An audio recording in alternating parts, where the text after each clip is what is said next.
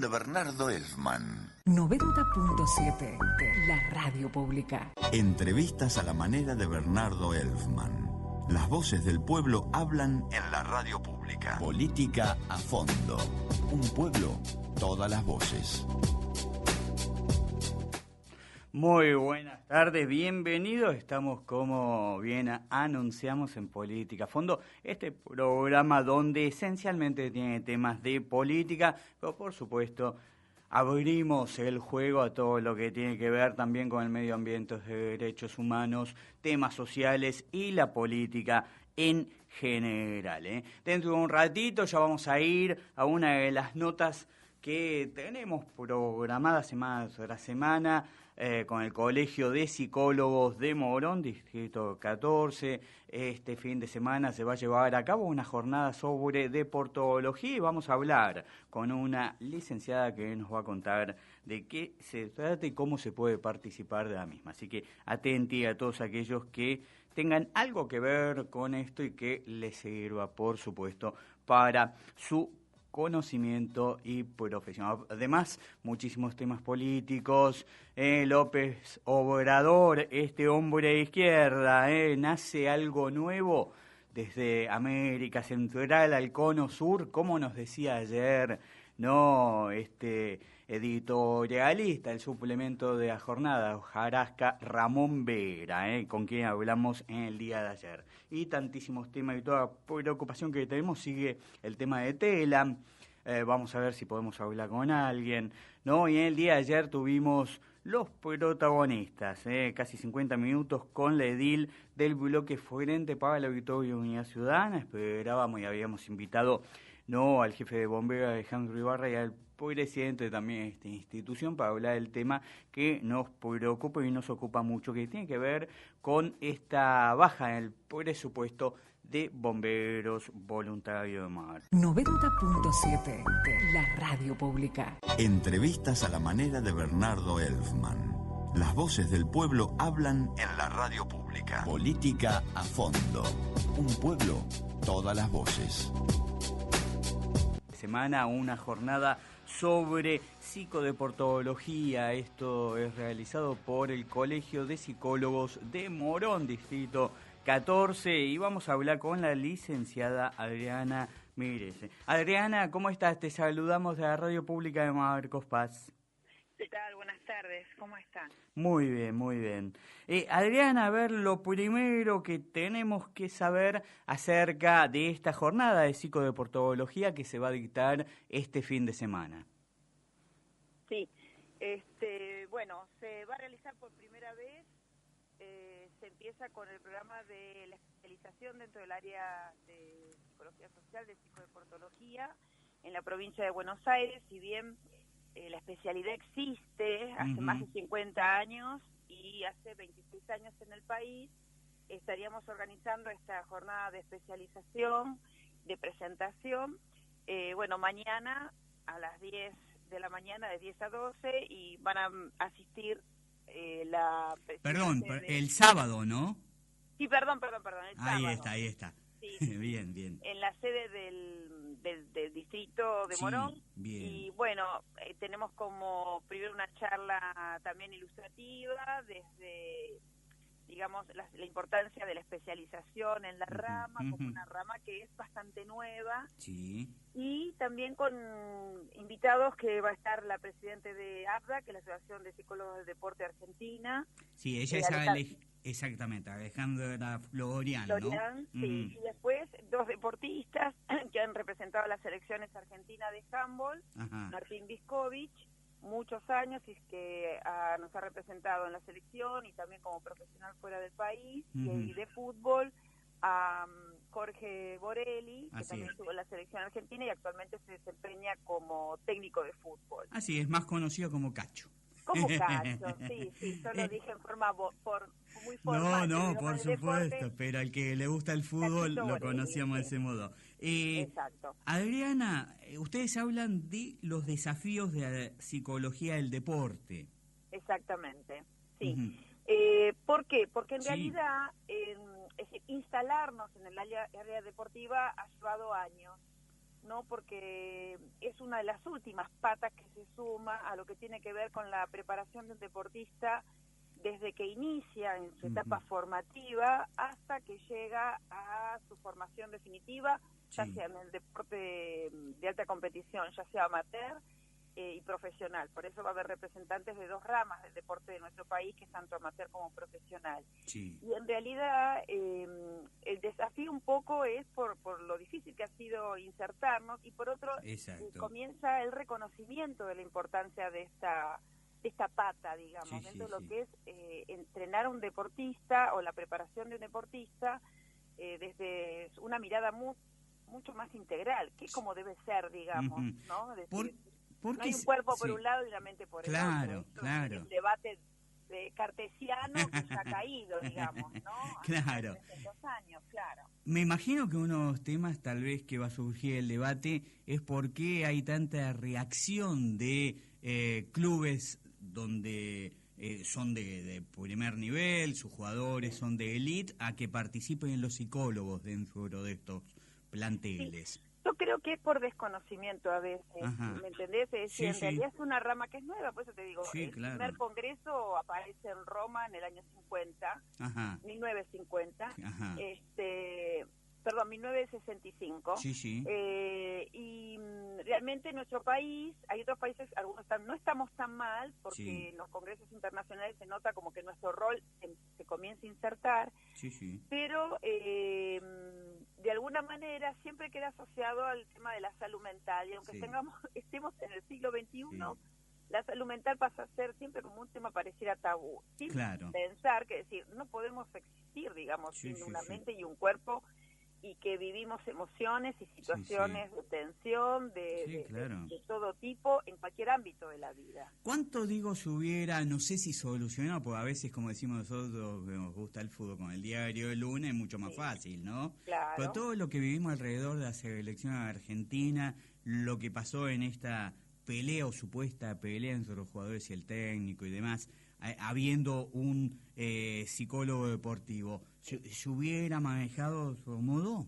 Y yo te digo que una de las cuestiones importantes en los deportes de equipo tiene que ver con cuestiones vinculares, con cuestiones de la comunicación. Hay investigaciones hechas ya respecto a cómo se asiste, a quién se asiste a la pelota en un partido de acuerdo a la relación vincular que yo tengo con el otro. ¿Entendés? Entonces hay ya trabajos hechos y de hecho hemos tenido los logros que hemos tenido con las Leonas y gracias a Aura, psicóloga, que ha sido la primera presidente de Habla, que es Nelly Giscafré, y donde las cuestiones vinculares, es decir, no quiere decir que todo el mundo se lleva bárbaro y no hay conflicto, porque donde hay dos personas hay conflicto. Exacto. Pero el tema de la comunicación y de la claridad mental en el momento que yo tengo que dejar de lado mis emociones y mi malestar frente a un objetivo, una meta, tiene que estar por encima de las individualidades y de los problemas personales. Cuando lo escuchás a Pep Guardiola, que es tan exitoso como técnico, que te dice que es muy difícil administrar los egos. Y realmente, es una hipótesis, porque esto que vos decís, cuando aparecen los problemas es ahí donde el psicólogo deportivo, que tiene que estar en un lugar de segunda plana, toma cierto protagonismo, ¿no? Entonces, posiblemente ciertas cosas se podrían, estamos hablando igual de trabajos de muy poco tiempo. Lógico. Y en realidad, uno de los problemas que tiene el deporte argentino, sobre todo en fútbol, es el poco tiempo de proyecto que hay, donde mínimo tienen que ser tomados cada 4 años, como son los mundiales o los Juegos Olímpicos, un proceso de elaborar y de solucionar, porque vos podés tener una excelente planificación desde las condiciones y las capacidades condicionales, pero si no trabajas lo vincular, esto en el momento del estrés y la tensión competitiva es imposible taparlo. Así es, imposible taparlo. Así es, le digo a la gente que nos está escuchando, estamos hablando con la licenciada Adriana Inés Migrella. Usted es deportóloga, ¿no? Exacto, sí. Yo soy licenciada, soy profesora de educación física. Trabajé toda la vida en deportes, licenciada en alto rendimiento, y mi última carrera fue psicología y la orientación, que hace ya 20 años que ejerzo, y 36 como licenciada en educación física, ¿no? Sí, he Bien. trabajado también como educadora y Ajá. como entrenadora. ¿Y participó en algún grupo humano, digo, algún equipo? Y ¿cuál fue esa experiencia de vida que tocó a usted? Ya, yo mayormente he trabajado en deportes individuales. Ajá. Me ha dado, y que en general las consultas vienen más por el lado de los deportes individuales. Ajá. Pero sí he trabajado con el equipo de la selección alemana de hockey sobre patines. Sí hemos tenido la oportunidad, porque mi marido también es preparador físico, y Ajá. realmente fue una experiencia, a pesar de los obstáculos del idioma y demás, Claro. muy interesante, Sí. pero la disciplina que tienen las alemanas no dejan de entrenar ni un día libre. Sí, claro. Y a pesar de la, digamos, Sí. de la imposibilidad de la Sí. comunicación, Sí, el sí. lenguaje del cuerpo Claro. y que hemos podido, bueno, porque también ellos hablan bien inglés y Sí, el sí. entrenador es español y da la Ajá. casualidad que el técnico también Ajá. es hijo de Sí.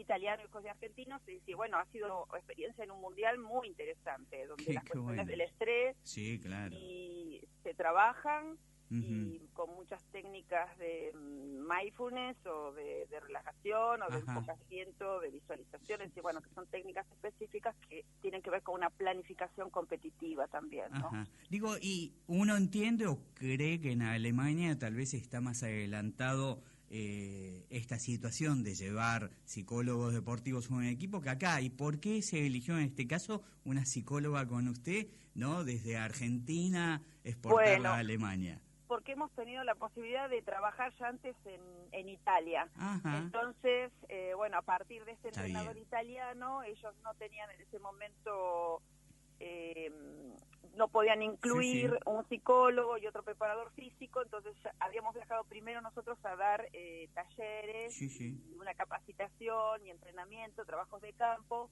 y a partir de ahí entonces estuvimos en el Mundial de Iquique y el año pasado fue en China, pero bueno, particularmente no pudimos viajar. Ahora bien. está el torneo europeo Ujú. y posiblemente estemos.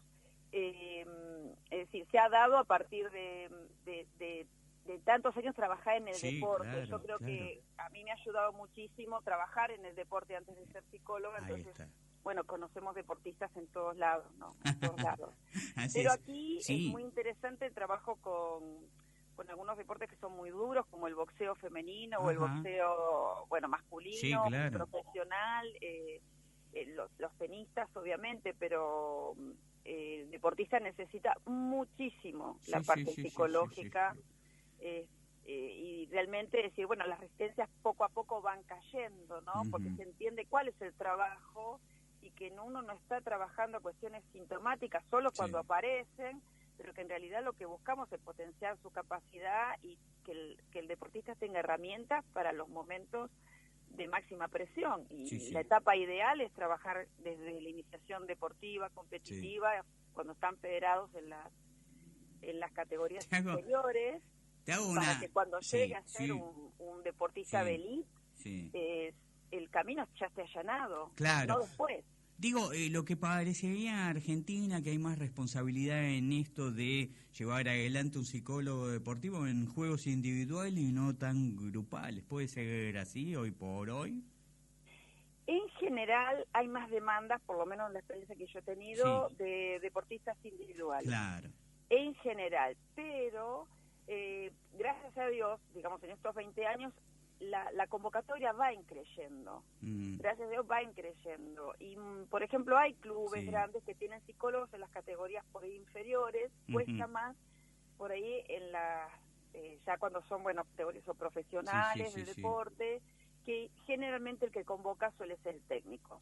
Claro. Salvo, digamos, bueno, en el CENAR, que obviamente hay un departamento de psicodeportología, Claro. porque el deporte desde el año 92, ¿no? Entonces, Claro. Digo, no es Adriana, que no existe. claro, ¿cuánto Existe. debe ser de importante, sobre todo para aquellos clubes, no los que uno conoce y que compiten, no, y que intenta sacar jugadores elite, no, tenerlos en sus divisiones inferiores, ¿no? Sí, seguro. Sí, muchas veces son Sí. temas de presupuesto, Claro, ¿no? Entonces, claro. obviamente, es incluir Sí. en el staff un profesional más. Sí. Pero yo creo que en realidad tiene que ver con inversiones que tiene su rédito a futuro. Sí, sí. No es como el médico deportólogo que trabaje en la profilaxis de las lesiones, claro, y no tener decir, bueno, muchas estrellas pero con un sí, consultorio lleno de deportistas lesionados. Entonces, claro, nuestra claro, función de alguna manera es preparar a deportistas desde todas sí, las áreas. Y gracias a Dios, si yo ahora estoy trabajando con algunos chicos del 2018, sí. en triatlón y demás, y los entrenadores consideran este aspecto como uno de los más importantes en el momento más definitivo, que Sí. es el momento de la competencia, ¿no? Claro, y además, no, digo, usted habló en algún momento del tema del estrés, que debe ser fundamental, ¿no? Cómo agarrarlo, cómo controlarlo, pues me imagino que eso provoca muchas lesiones en jugadores de élite. Doy el caso que no sucedió en este mundial, pero que venía sucediendo y bastante seguido con Ángel Di María, ¿no? Que uno hacía Claro. apuestas en qué minutos se lesionaba.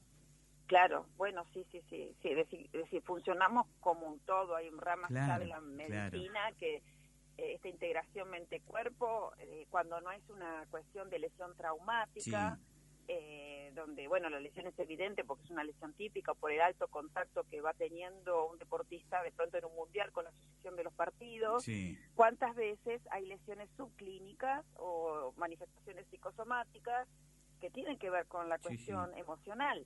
Sí, sí. Es imposible, es decir, no podemos manejar nuestro sistema nervioso vegetativo, ni la carga, ni los cambios químicos que producimos de pronto ante una situación de tensión. En eso tenemos que trabajar muy ligado a lo que llamamos el departamento médico. Sí, sí, sí. No, el psicólogo debe ser un integrante más de un departamento médico. Sí, sí.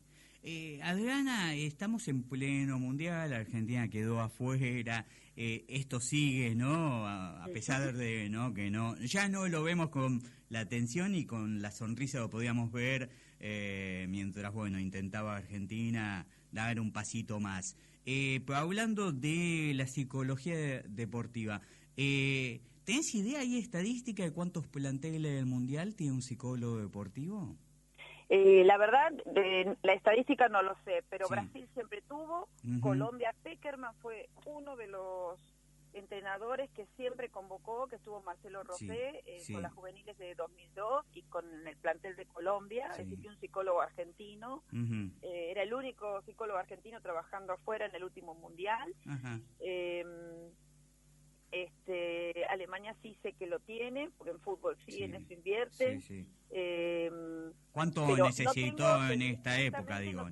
No tengo la estadística. Está bien. Pero no es algo que no se lo incluya, ¿no? Es raro que Argentina, habiendo trabajado Peckerman, por ejemplo, en la juveniles, y habiendo tenido un colega que hizo un muy buen trabajo y que se lo ha llevado a trabajar a Colombia, no lo incluya en las selecciones mayores, ¿no? Sí, hay muchas cosas increíbles. Y hablando de increíble, para cerrar, Adriana, verdad, te agradezco esta área hasta las 19:30, para saber que vos tenés actividades y yo tengo que seguir con otras notas, pero me encantó. Te hago la última, un poquito de color. ¿Te da bronca? Digo, porque en definitiva Argentina no lleva a un psicólogo deportivo, pero sí que ella llevó un brujo. Bueno, tiene que ver con temas hasta de educación, creo. No es decir, bueno, buscar un pensamiento mágico, lo que no podemos resolver desde otro lugar, ¿no? Porque mínimo, yo que vengo de la rama del reporte, tiene que haber un proyecto y una planificación coherente. Sabemos que en este caso no he estado mucho tiempo trabajando con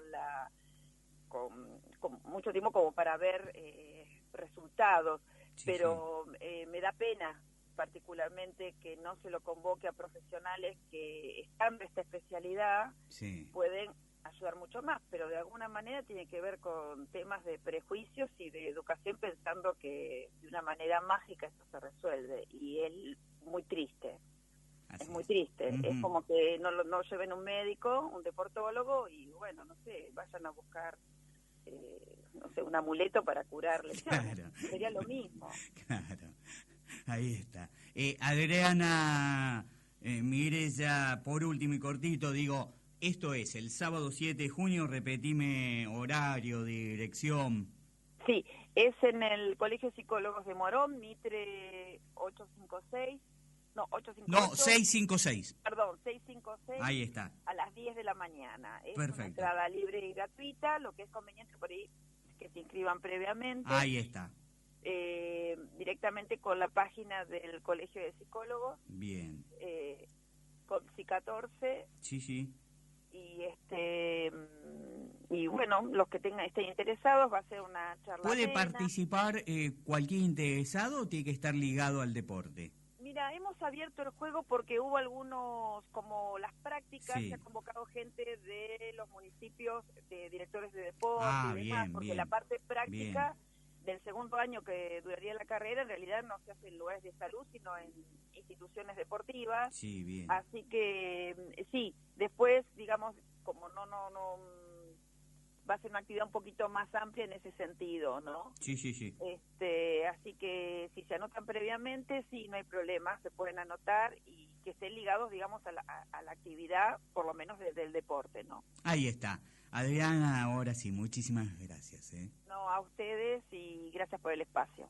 Bien, ha sido la licenciada Adriana Mireya hablando de la jornada de psicodeportología que se va a llevar a cabo, como bien ella decía, en el Colegio de Psicólogos este día sábado, en Morón, sí, distrito 14, en la calle Bartolomé Mistral 600, jornada junto al exjugador de fútbol Cacho Borelli, al exjugador de la selección argentina de handball Martín Viscovich y además a Alejandra Florian, que es presidenta de la Asociación de Psicología del Deporte en Argentina. De Bernardo Elfman. 90.7, la radio pública. Entrevistas a la manera de Bernardo Elfman.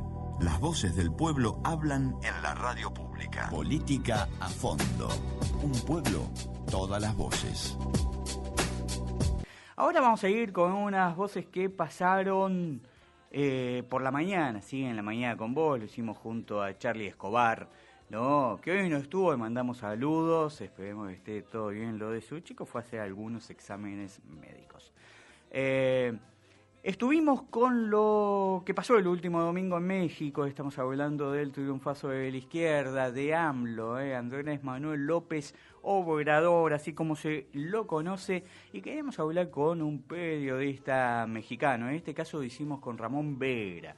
Él pertenece al diario La Jornada, hace el suplemento Jarasca, también es miembro de Grain, justo el mismo grupo que aquí en Argentina conduce Carlos Vicente. Así que agradecemos por supuesto a Carlos, quien fue que nos hizo todas las referencias y nos dio una mano para poder ubicar a Ramón Vera y dialogar con él. Lo hicimos mediante Skype, primera prueba por lo menos en la mañana con vos, creo que salió bastante exitosa, y vamos a escuchar lo que nos decía Ramón Vera, todo. Vamos a pasar a la nota completa, un notón, no te lo pierdas para conocer lo que se viene en México. ¿Será efecto catarata para el cono sur? Ganó a izquierda, ahí está, México. Y lo que es la izquierda de aquel país. Estamos en comunicación con el periodista mexicano Ramón Vera, miembro del equipo editorial de La Hojarasca, el suplemento mensual del diario La Jornada. Ramón, muy buenos días. Charlie Escobar te saluda, estoy acá con Bernardo Elfman. Buenos días, les oigo un poco borroso. ¿Nos escuchás un poco borroso? Bueno, ahí intentamos. ¿Ahora? Estoy un poco mejor, sí. Buenos días. Ramón, primero y fundamental, saber, para nosotros estamos tan lejos de México, quién es Andrés Manuel López Obrador, como más se lo conoce, AMLO. ¿Quién es? Bueno, eso es muy difícil de saber, ¿no? Por lo pronto es alguien, sí, es una pregunta pues capciosa, ¿no? Porque obviamente lo conocemos como alguien que ha pugnado por la presidencia de la República ya en varias ocasiones anteriores, creo que esta es la tercera vez, ¿no? Uh-huh. Y durante mucho tiempo fue como el candidato que encarnaba en el ámbito electoral pues como la búsqueda de un cambio, ¿no? Y en varias ocasiones anteriores, de algún modo, todo mundo sabíamos que había habido un fraude y que eso impedía que él llegara, ¿no? Entonces, que él llegue ahora, pues pienso que a la población en general le habla como de la posibilidad, ¿no? De la esperanza, de la posibilidad. El país está muy destruido. Lo que tenemos que entender es que el país está en medio de una profunda noche de horror. Ustedes saben perfectamente de qué hablo, ¿no? Sí, claro. Una noche de horror muy larga y con costos muy altos, ¿no? O sea, muchísimos más que 200,000 muertos pues digamos que en 12 años.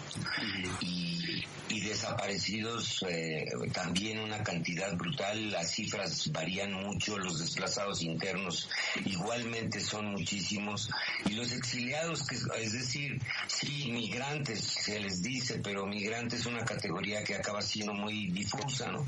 Entonces, no, más bien gente que se va porque no encuentra condiciones, no solo condiciones económicas para sobrevivir y la posibilidad de tener una vida propia en colectivo o individualmente, sino también gente que se va porque la violencia está muy tremenda, ¿no? Entonces, claro, en el momento en que viene esta campaña y va subiendo, digamos, la espuma, pues es muy impresionante todo. Yo creo que todo México estamos muy impactados del planchón, como decimos, ¿no? Del carro completo, también le decimos aquí. De pronto Morena, que era un partido totalmente desconocido hasta hace unos 3 años, de pronto ahora es se lleva todo, ¿no? Todo, absolutamente todo, ¿no? No solo la presidencia, sino las diputaciones y bastantes gubernaturas, ¿no? Sí.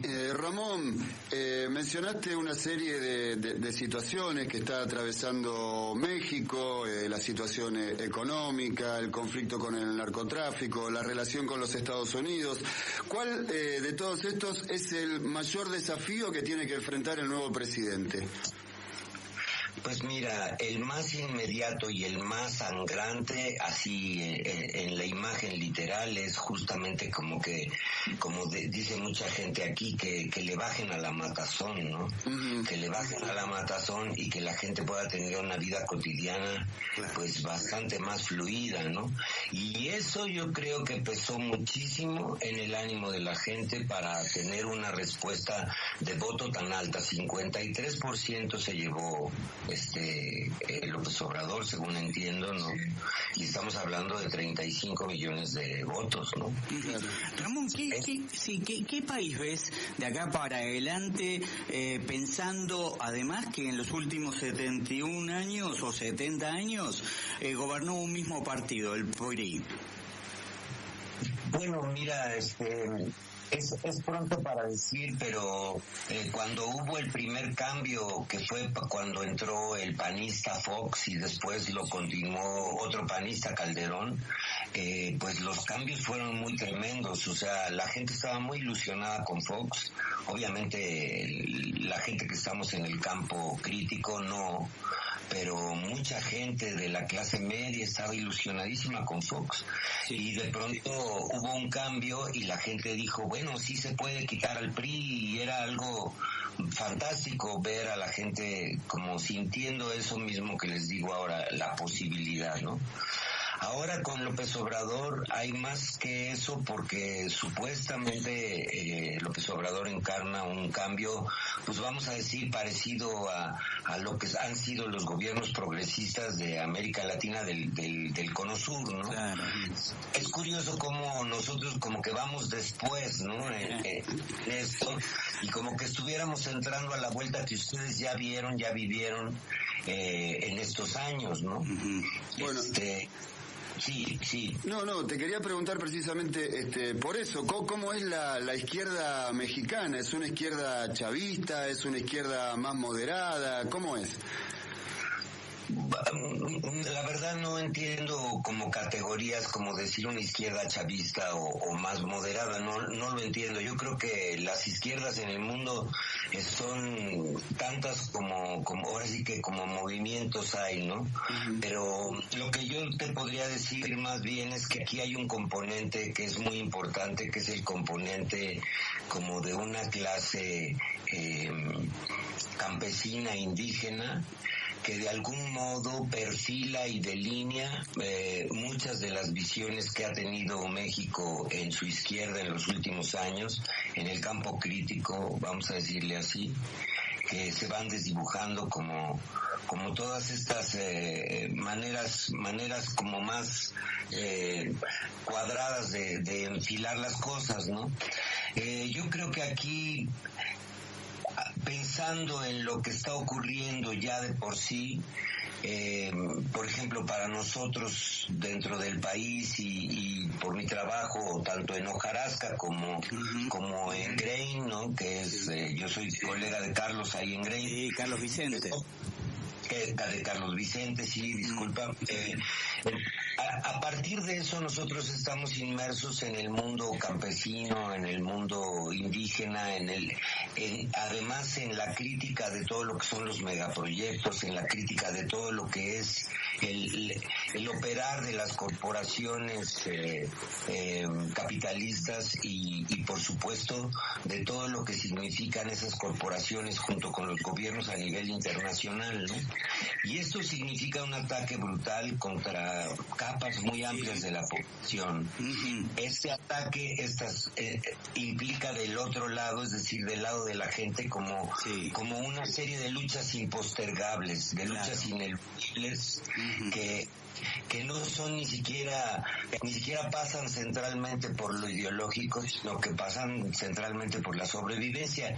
Y todo eso no va a cambiar. Es decir, aquí estamos viendo a un presidente que, digamos, el próximo presidente, que si bien ha tenido todos estos signos de que es un candidato progresista y tal, pues está igual que los candidatos progresistas en el Cono Sur. Es decir, hay una serie de contradicciones que no podemos obviar, que no podemos simplemente darle una carta blanca y decir que bueno, ya cambiamos, estamos muy felices y todo va a estar bien de hoy en adelante.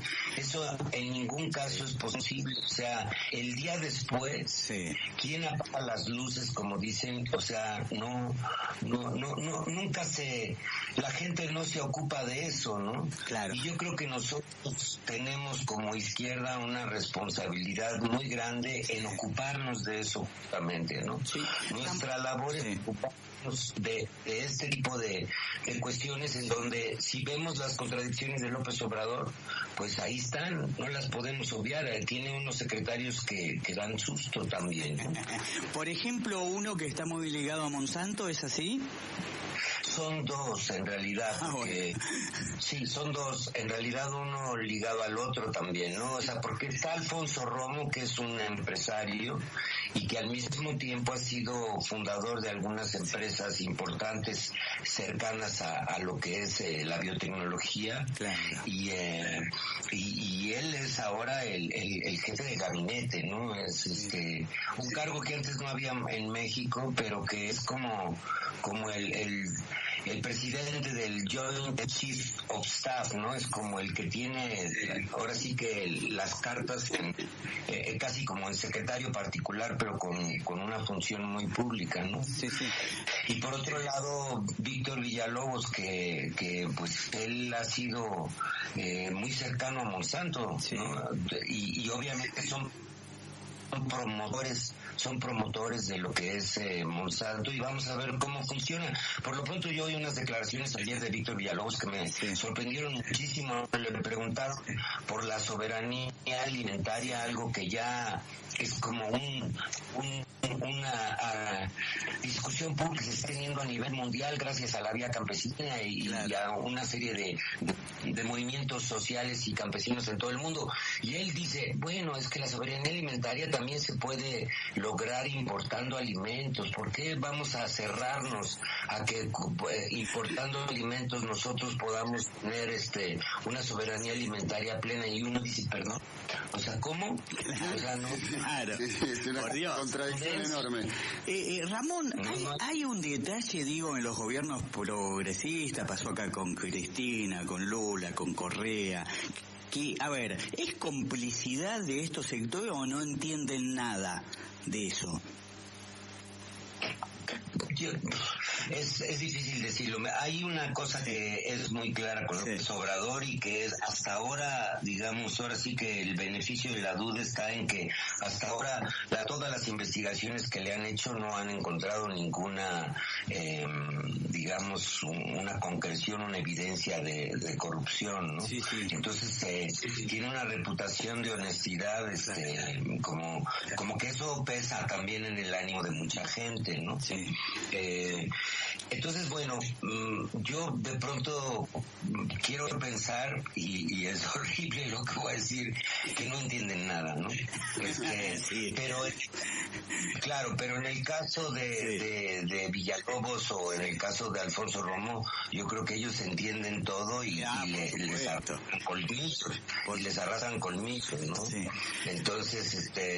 Entonces las contradicciones son tantas, ¿no? Porque nos enfrentamos con una figura que tiene una fama de ser honesto, pero que al mismo tiempo, para llegar esta vez, como que se alía con una serie de elementos que son muy preocupantes, ¿no? Claro. Entonces todo eso nos deja una figura muy ambivalente en cosas. Y no podemos obviar tampoco que la gente, o sea, que llega con una fuerza muy grande, ¿no? Sí, o sea, claro. No sé, en el caso de ustedes, me imagino que Kirchner, ¿no? No tanto Cristina, sino su esposo, ¿no? Llegó con esa como legitimidad, como con ese empuje, ¿no? Sí, en realidad es un gobierno, ¿no? Es una variante de ese momento, ¿no? Ustedes, esta es una variante de ese momento en donde de pronto dice la gente, ya estuvo, tenemos que volcar la cazuela y ver qué sigue, y creo que así está ocurriendo en México. Yo, si quieren que les diga, veo más un cambio profundo en la sociedad mexicana en estos momentos que en el gobierno. Ajá. Vamos a poner... Sí. Ramón, te hago dos preguntas últimas, en realidad una, después Charlie tal vez tenga algo para consultarte. ¿Cuál es la mirada de López Obrador sobre el zapatismo? No, bueno, esa es una pregunta muy difícil porque yo creo que no entiende al zapatismo y hasta ahora no ha dado muchos visos de entenderlo, y obviamente hay un desencuentro pues de muchos años con el zapatismo, ¿no? Y el zapatismo lo ha hecho muy muy contundentemente claro, ¿no?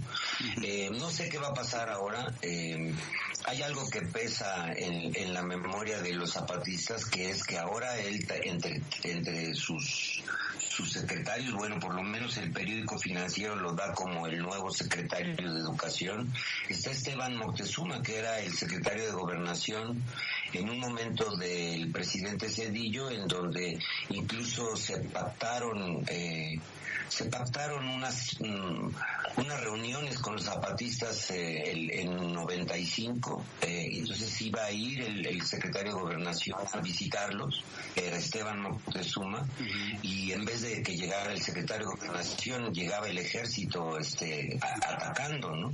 Claro. Entonces eso no se olvida fácilmente, ¿no? Es supuesto que se pueden imaginar, y hasta de pronto ver que él está considerado dentro del equipo de López Obrador, yo supongo que eso no les gusta nada, y como que es un símbolo que no se van a poder deshacer muy fácilmente de ese símbolo, ¿no? Lo digo, el equipo de Morena, ¿no? Sí, claro. Pero es muchas cosas. Yo no quiero ser como maniqueo y pensar que hay como unos entreveros muy grandes, ¿no? Sí. Ustedes allí en Argentina entienden muy bien qué significa todo ese entretejido que uno no es un pantano del cual estamos saliendo, porque además el país está hecho un pantano, y entonces claro, hay muchos signos de esperanza y al mismo tiempo hay muchas sombras que están ahí y que no podemos obviar, ni una ni otra, ¿no? Y yo por eso insisto, creo que el cambio más grande, a partir además de los 43 desaparecidos de Ayotzinapa, todas estas cuestiones, estamos a 50 años de la masacre del 2 de octubre y nos vamos dando cuenta que la idea que nos habían vendido durante estos años, todos estos años, de que México se había librado de todo el horror que ustedes vivieron en los 60, 70, que nosotros nos habíamos librado de eso, y no es cierto. O sea, la gente va descubriendo evidencias de que en estos 50 años ha habido una serie de represiones brutales que igualan por lo menos todo lo que fue el genocidio en el Cono Sur, en Argentina en particular, pero que no se sabía, que el gobierno mexicano logró esconder todas las evidencias posibles, y van apareciendo los muertos y los desaparecidos y los casos y todo, y ahora a los 50 años del 2 de octubre, en donde esta masacre del 2 de octubre, ahora sí que es como tan brutal que todavía no se sabe cuál es la cantidad de muertos. Hay una escuela detrás que ahora ya se convirtió en otra cosa, detrás de la Plaza de las Tres Culturas, que están empezando a encontrar cadáveres ahí enterrados, ¿no? Qué locura. Entonces, estamos, digamos, a las puertas de una conmemoración de los 50 años del 2 de octubre, y estamos también ante una nueva, digamos, red contra la impunidad y el genocidio, que va a dar que hablar en estos próximos meses, porque la gente está también como recuperando la memoria y encontrando evidencias y armando los casos como para fincar responsabilidades de todo lo que ha sido este periodo de 50 años, ¿no? Entonces Ramón, vamos a ver qué ocurre. Te hago la última. Sí. ¿Cómo crees que va a ser la relación con Estados Unidos? De además, ustedes lo tienen ahí al lado, con el loco de Trump, la verdad que no hay ninguna garantía de nada.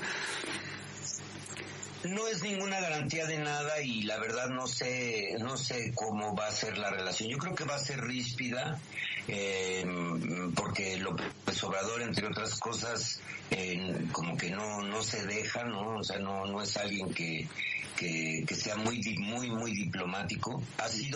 Su tono ahora está bastante más, digamos, como calmado, pero yo creo que va a ser ríspida, y la verdad no sé qué va a ocurrir. Si realmente Trump se puede desesperar mucho, me imagino, con López Obrador, y en cambio López Obrador probablemente va a ser como más juguetón, ¿no? Va a jugar con está bueno. ¿No? Eso pienso que sí puede ocurrir, ¿no? Ramón, porque inteligente sí es, ¿no? Inteligente es. Así es. Ramón, te hago la última.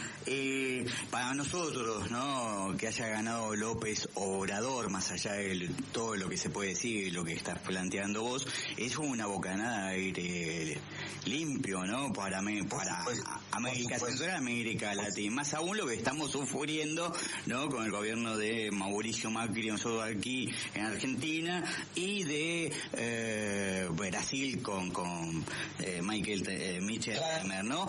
Digo, ¿cómo ves toda la revelación, y si eso puede ser una catarata para el Cono Sur de nuevas esperanzas? Mira, esperanzas yo creo que sí las va a haber, porque justamente estamos hablando de cómo lo que encarna este momento para México es que la gente sí le puede dar la vuelta a las cosas tarde o temprano, y eso es mucho, eso es muchísimo, ¿no?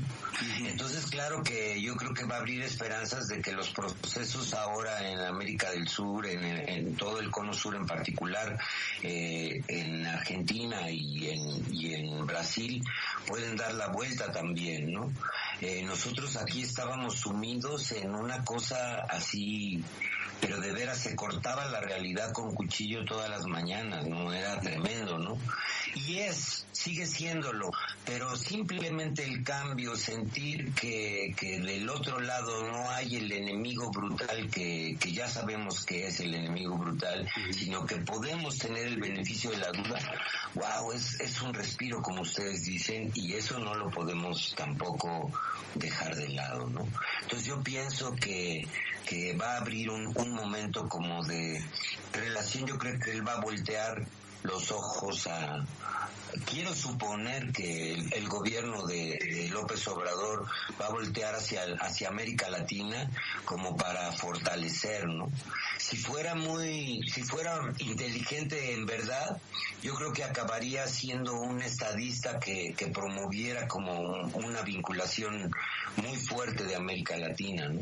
Es necesario, la verdad que es necesario que toda Latinoamérica se una de una vez tras un proyecto regional común. Ramón, te agradecemos muchísimo la comunicación, No, muchísimas gracias a ustedes por el interés y por la confianza y qué bueno estar comunicados. Y aquí estamos para lo que se les ofrezca. Muchas gracias de verdad por el espacio y por escucharnos un poquito, ¿no? Ahí está, te mandamos un gran abrazo y a todo el pueblo mexicano también, Qué lindo, por Dios, qué buena nota, Por lo menos, bueno, nosotros un poquito de ego también tenemos y nos parece que la verdad que ha sido una notaza. Seguramente usted que le interesa conocer los temas internacionales, conocer lo que ha pasado el domingo en México y en especial habrá esta bocanada de aire limpio con ese triunfazo de López Obrador. Se renuevan las esperanzas después de todo lo que estamos viviendo en el Cono Sur. Bueno. 90.7, la radio pública. Entrevistas a la manera de Bernardo Elfman. Las voces del pueblo hablan en la radio pública. Política a fondo. Un pueblo, todas las voces. Hay un tema que nos preocupa muchísimo, es la cuestión de Telam, 357 periodistas despedidos. Además, lo que todavía nos cuesta creer o poder entender, que el motivo por el cual se os echan porque os ven muy con ideología, iba a decir otra palabra, no sé yo, pero que se entienda, con una carga ideológica, ahora bien dicho, muy fuerte en estos periodistas, de los cuales la mayoría de periodistas no son anteriores al gobierno de Cristina y Néstor y Cristina va a hacerlo a razón de las épocas. No es una unidad básica, ¿no? Hoy nos contaba justamente con quien hemos hablado en la semana, Carlos Rodrigo, que vamos a escuchar la voz de él, nos contaba, ¿no?, acerca de que, por ejemplo, hay 2 coches solos, 2 choferes solos, así que si hay un tema de urgencia tiene que esperar y es muy difícil cubrirlo. La están vaciando así lisa y llanamente, una agencia que en algún momento fue modelo para estar informado, están cerrando las corresponsalías en determinadas provincias, así que Telam se queda sin informar lo que pasa en el país, hablando de que es una agencia de noticias nacional. Carlos Rodrigo, que es periodista, que es fotógrafo de Telam, nos contaba lo siguiente. 26 minutos. Más de 350 despidos en Telam, casi 360, según no se actualizó, esperemos que no, la cifra. Entre las cosas que decía Hernán Lombardi y Rodolfo Pousá, era que había gente los que despedían, era gente que había entrado a finales del 2015, que no hacían su tarea, que eran militantes, que habían transformado la agencia no en una agencia de noticias, sino en una agencia de propaganda. En fin, un montón de estupideces y de alguna manera confirmaban que esos despidos obedecían a cuestiones ideológicas. Carlos Brigo, buenos días. ¿Cuántos años en Telam llevabas vos? Hola, buenos días, ¿cómo les va? Bien, ¿y vos? Yo en Telam estoy hace 8 años, ingresé en el año 2010. Sí. Sí, son las acusaciones que nos han hecho, porque no solo es doloroso que te despidan de un trabajo, sino que además que te despidan estigmatizándote, ¿no? Que funcionamos como una unidad básica, nos acusó de ser gente poco preparada, yo debo estar poco preparado, pero sin embargo hace 38 años que trabajo en el fotoperiodismo en grandes medios nacionales. Empecé a trabajar en el año 1980 en mi caso, y como es mi caso, la gran mayoría de quienes estamos aquí en la agencia, que tenemos 10, 20, 25, 30 años de oficio, de profesión. O sea, es inadmisible lo que han hecho estos animales. Y hablando de eso, Carlos, la última declaración de Lombardi, ¿verdad? Que no creer esto que planteé, ¿no? Que son lobos vestidos de cordero. Digo, algo de un ministro sin un centímetro o milímetro, mejor dicho, de ninguna sensibilidad, ¿no?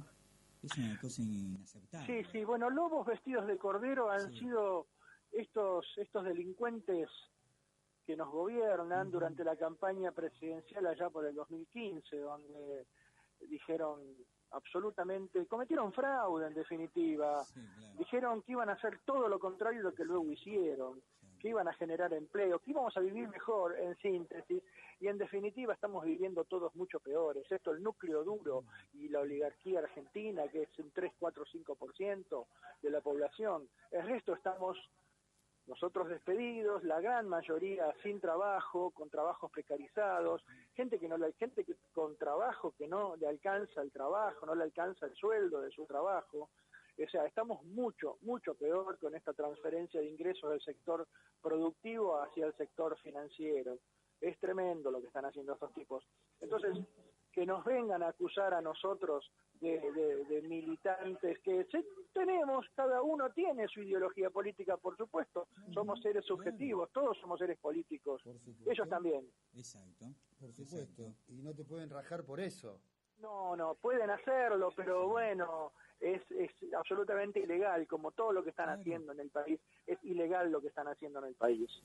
Sí, porque digo, esto hablábamos con Charlie en estos días, ¿no? Plantear una cuestión ideológica, digo, es para que el INADI lo vea y no sé, ¿no? Llevarlo a los muchachos que pasan al estrado de la justicia.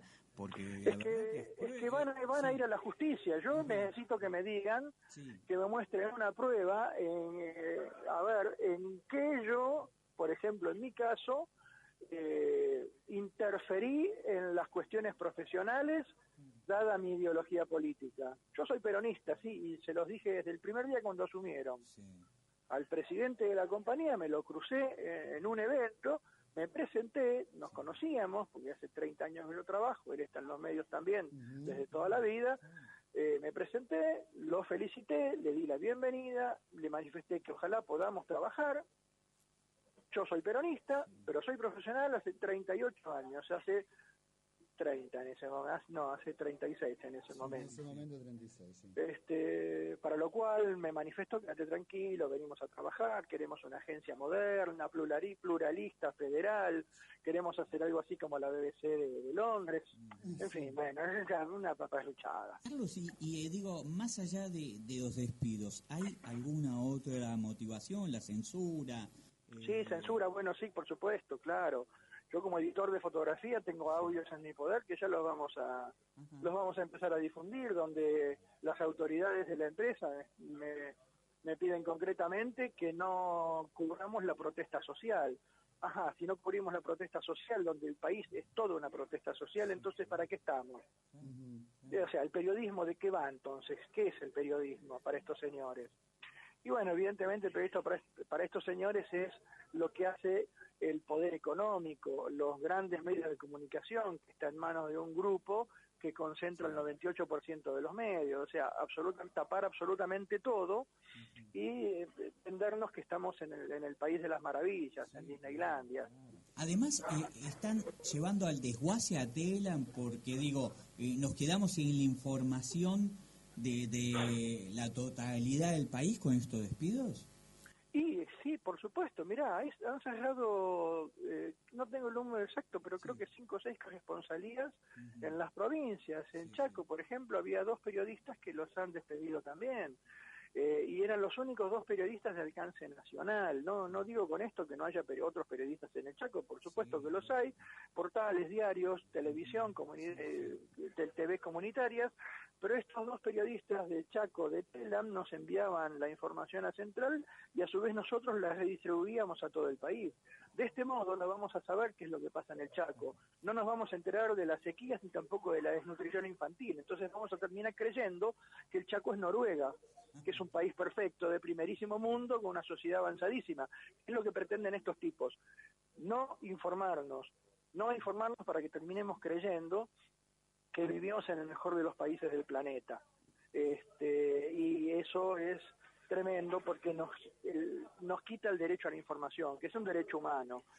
Nosotros, si no estamos bien informados, tampoco vamos a poder hacer elecciones correctas en nuestra vida cotidiana. Desde comprar una plancha en cuotas, porque te están diciendo que lo vas a poder pagar, porque vas a tener trabajo y porque no va a aumentar, y resulta que después no lo podés pagar. O te dicen a quién tenés que votar, entonces votás a Macri y resulta que así están las cosas. Carlos, la semana pasada escuchábamos a Pergolini diciendo de que la agencia Telam estaba sobredimensionada, por un lado, y por otro lado, el fin de semana en el CCK los intelectuales del país hicieron oír su voz y les brindaron a ustedes su respaldo. ¿Qué opinión te merece cada una de esas cosas?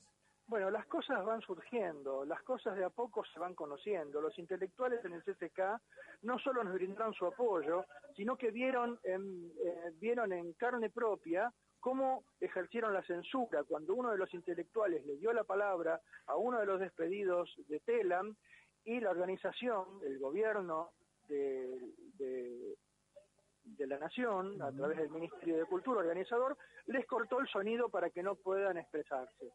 Tal es así que esos mismos intelectuales luego vinieron, se acercaron a Telam a las 11, 12 de la noche e hicieron la Noche de la Filosofía aquí en Telam, junto con los trabajadores. Fue maravilloso. Pergolini ni lo escuché, la verdad, no vale la pena. Porque el tipo dice que está sobredimensionada, es lo que salen a repetir absolutamente todos y con eso nos están pegando. Y es una media verdad. Es cierto que se duplicó la cantidad de empleados de la agencia desde el 2002 hasta el 2015.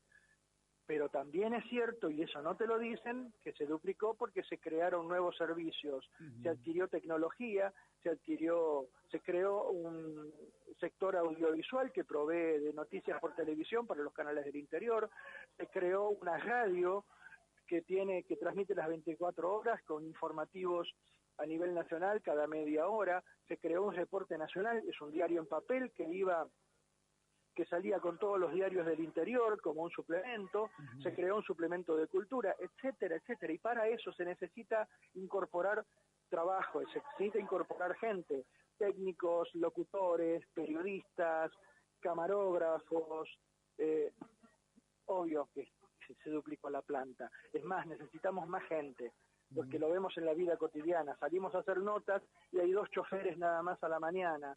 Entonces vos salís a hacer una nota a 10 minutos de auto, la nota la resolvés en media hora y estás 2 horas hasta que te puedan pasar a buscar para volver a la agencia.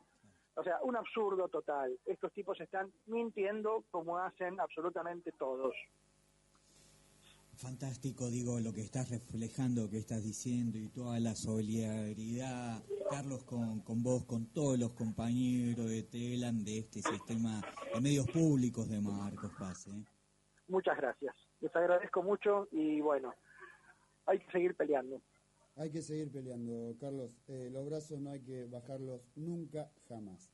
Te mandamos un cariño grande a vos y a todos los compañeros de Telam. Muy amables, igualmente para ustedes. Chau, chau. Carlos Brigo, trabajador de Telam,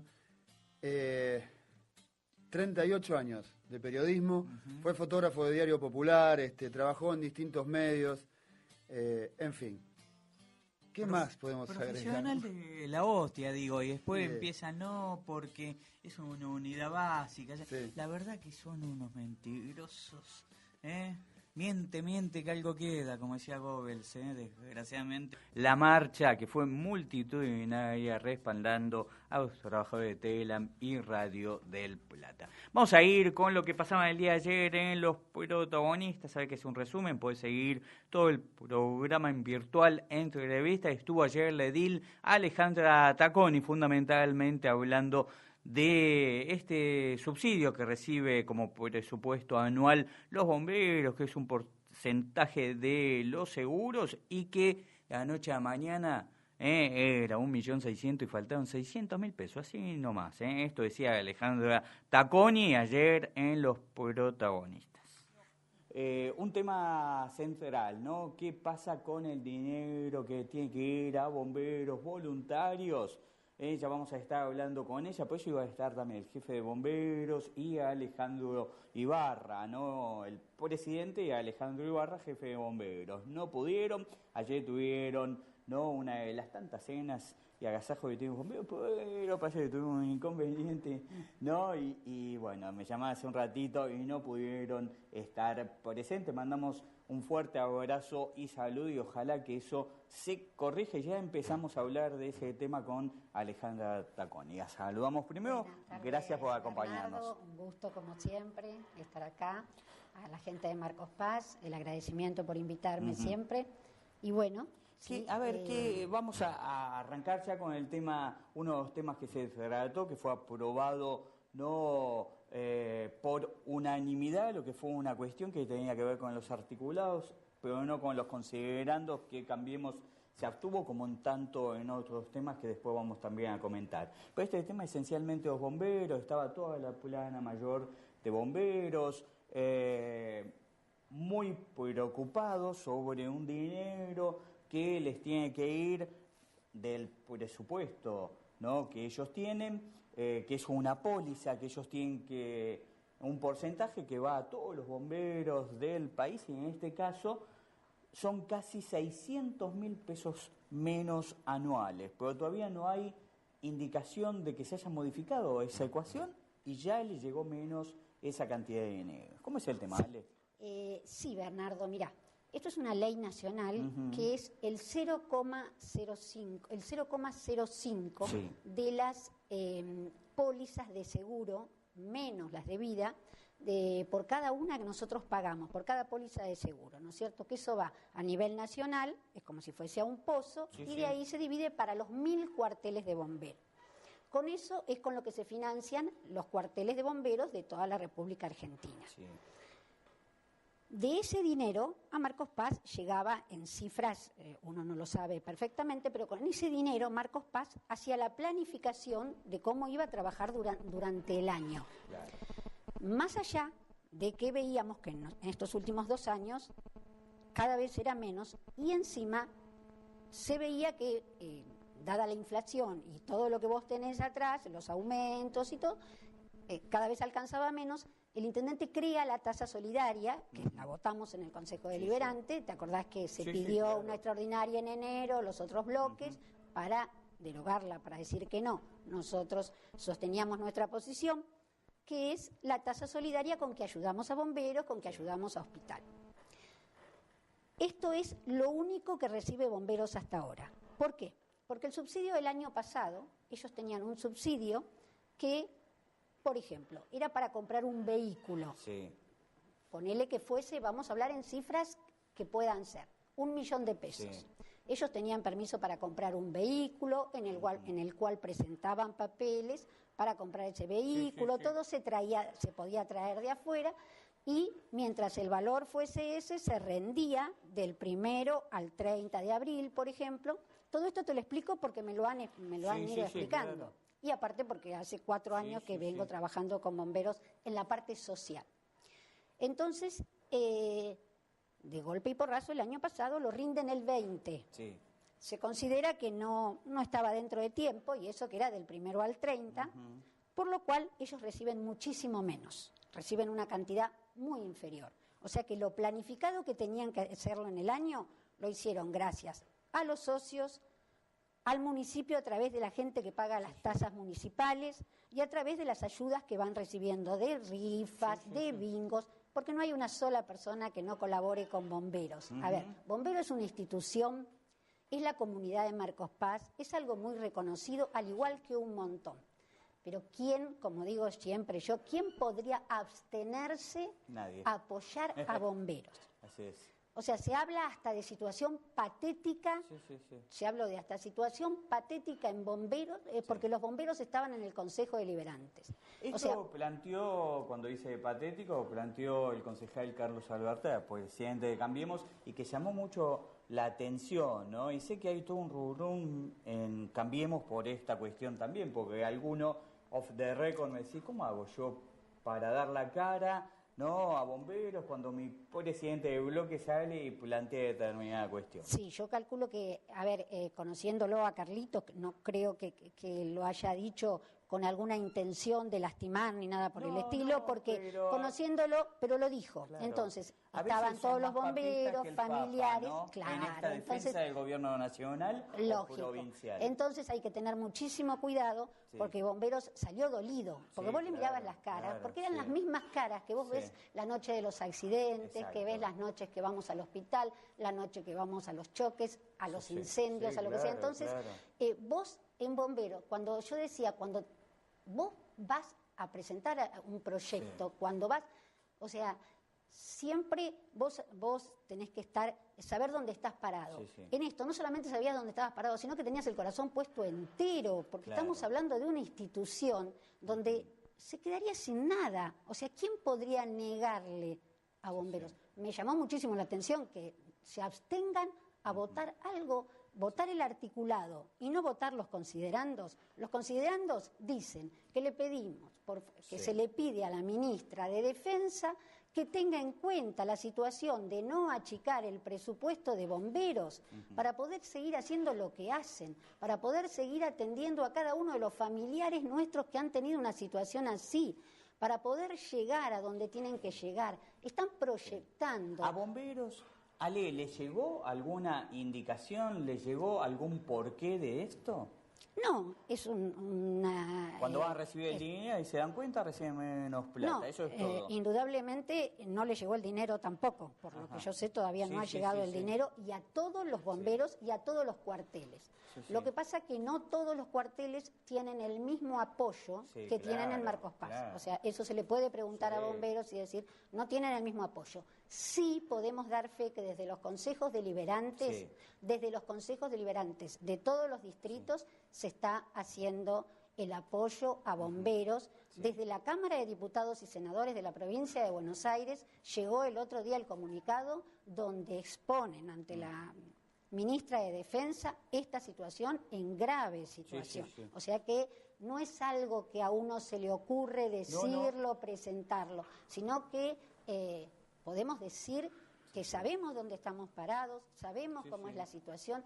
Lo dije porque lo siento, porque lo vivo, porque agradezco tener esa pasión, porque soy hija de un fundador de Bomberos Voluntarios y porque gracias a Dios y a la Virgen, cuando entré a trabajar al municipio, primero al lado de Palmira y después siguiendo con Palmira y con los bomberos en Acción Social, con Daniel Montes y con Laurita Romero. Ahí estaba la palabra del edil de Frente para la Victoria, Unidad Ciudadana, Alejandra Tacconi, con un pasado también en el Ejecutivo Municipal en Acción Social. Nos contaba todo esto que pasaba. Digo, es una síntesis. Toda nota la podés seguir, como siempre digo, en virtual entrevistas. Por último, antes de irnos, trabajadores de prensa de varios puntos del país se movilizaron esta tarde desde el Obelisco hasta la puerta de oficina del funcionario radical macrista Hernán Lombardi, brazo ejecutor de los 357 despidos en tela, y mascarón de ProA. Vale, ¿no? ProA.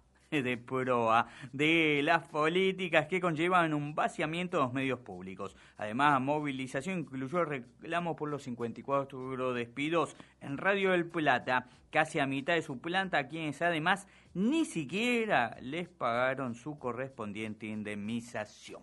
Vamos a seguir con el tema, seguramente, posiblemente mañana tengamos alguna voz de los trabajadores de Telam aquí en la radio pública. Toda la solidaridad, por supuesto, del sistema de medios públicos de Marcos Paz. Nos vamos, gracias Mariana, Aníbal, hoy la hora y media completo junto a Política a Fondo. Nos estamos yendo, seguirá hasta la semana próxima, dentro de una semana, cuántas cosas pasarán en política y todo lo vas a tener acá en la radio pública de Marcos Paz, de este estudio Rodolfo Walsh al mundo en esto que es Política a Fondo. Chau.